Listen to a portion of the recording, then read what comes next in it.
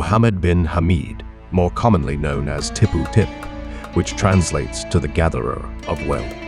He was born in Zanzibar in 1832, which was part of Sultanate of Oman at the time. He was a Swahili Arab trader, explorer, and slave trader in East Africa during the 19th century. He came from a mixed background. His mother was a Muskat Arab, and his father and paternal grandfather were Coastal Swahilis. His family made their fortune by trading ivory from Central Africa and also capturing slaves for the massive slave trade. According to him, he was given the nickname Tippu Tip after the tip-tip sound that his guns gave off during expeditions in Chungu territory. Join us as we reveal the history of one of the biggest slave trader in the world. At a relatively young age, Tippu Tip led a group of about 100 men into Central Africa seeking slaves and ivory. After plundering several large swaths of land, he returned to Zanzibar to consolidate his resources and recruit for his forces. By the late 1860s, he was leading expeditions of 4,000 men, and shortly thereafter he began to establish a rather loosely organized state in the eastern and central Congo River basin, ruling over an increasingly large area in the 1870s. He either confirmed local chiefs or replaced them with loyal regents.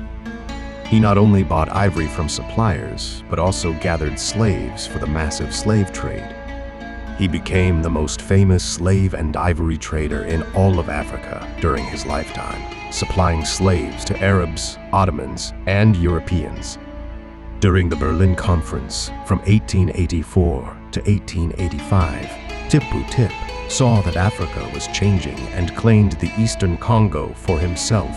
This move put him in a unique position to maintain good relations with British, Belgian, Portuguese, and German colonists. Tippu Tip wasn't just a trader, he was also a diplomat and a businessman. He understood the need to maintain good relations with the Europeans to continue his business ventures.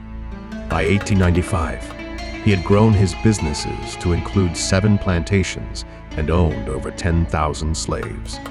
He even assisted European explorers like David Livingstone and Sir Henry Morton Stanley by guiding their expeditions deeper into Africa.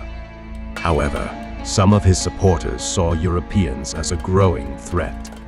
In 1886, tensions arose and fighting broke out at Stanley Falls between Swahili tribesmen, European soldiers, and rubber plantation owners.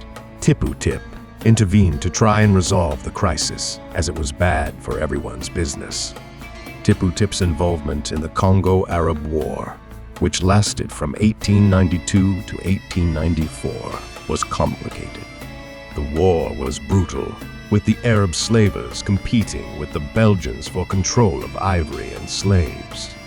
King Leopold II had promised to end slavery in the region, but continued to rely on slave labor for rubber harvesting.